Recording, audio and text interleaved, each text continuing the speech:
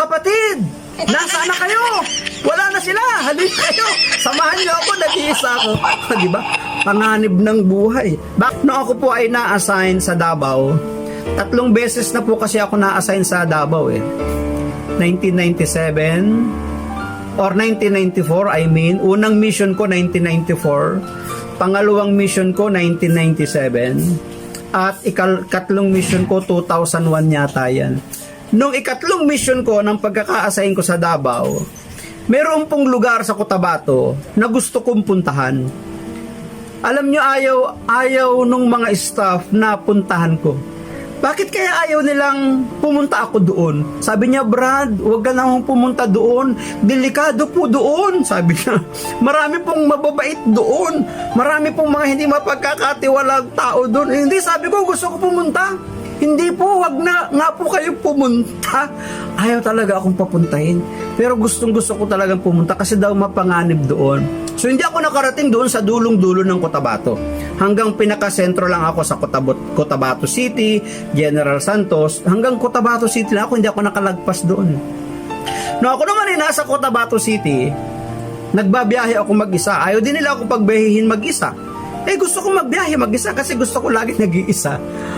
Sabi naman sa akin, sabi niya, Brad, sir, basta pagsasakay kayo, pag tinanong kayo ng konduktor, sabihin nyo agad SP. Anong SP? Anong SP? Sigang preacher? Hindi. Sasabihin nyo agad SP. Hanggat hindi ako tinatanong ng konduktor, hindi ako nagsasalita. Basta't nagbibigay lang ako ng bayad kapag ini-issuehan ako ng ticket. Minsan naman sinasabihan ako ng konduktor, Sir, SP? Sabi ko na lang, oo. Ano ba yung SP?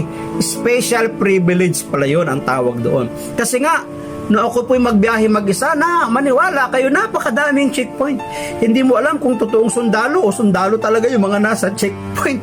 Ako naman ang ginawa ko, dahil Mindanao po yun, pagdating ko doon sa ikatlong mission ko, dahil alam ko na yung kultura, alam ko na yung galaw ng lugar, namili po ako ng damit na batik, pulong batik, t-shirt na batik, basta puro batik-batik.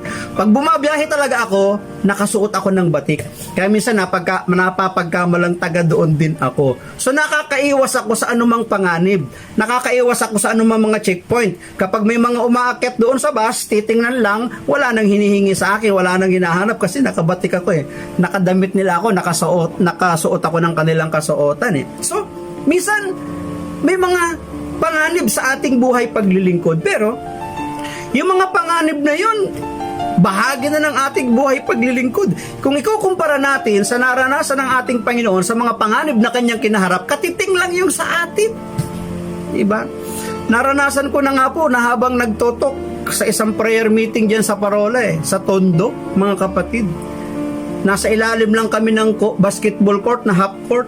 Tapos mayroong lamesa, may ilaw na bumbilya. Tapos mayroong krus, may bulaklak. Habang ako nagsasalita, may naghabulan. May nagpapanaan. May naghahabol ng taga.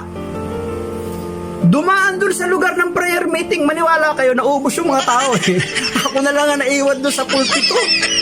Hindi ako makakibo. Wala akong masabi. Hindi ako gumagalaw. Mata lang ang gumagalaw ko. Umiikot lang Mata lang ang gumagalaw ko. Hindi nga ulo gumagalaw Mata lang Nag-aabang Tinitignan ko anong mangyayari. Maya-maya nung tumahimik na, hawak ko yung microphone. Sabi ko sa kanila, mga kapatid, nasaan na kayo? Wala na sila. Halika kayo. Samahan niyo ako, nag-iisa ako. Diba? Panganib ng buhay. Bakit sila nagtakbuhan? Bakit sila nag-alisan? Kung tamaan nga naman sila ng ligaw na pana.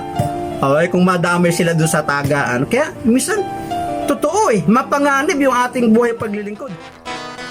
I've got some best banana. Maraming salamat sa inyong panunood at kung kayo naman ay napagpala, huwag niyong kalimutan na mag-like and share, mag-subscribe na din at kalimbangin ang bell icon na inyong makikita sa ibaba ng video upang kayo palaging updated sa aking mga video kapag ako ay may bagong upload. Maraming salamat, God bless, and I love you with the love of the Lord. Bye-bye! One from Johnny, in case he passes by this way. And can you pass this on to Minnie, so she knows where we're at? And you better send me your address so that I can send your letter.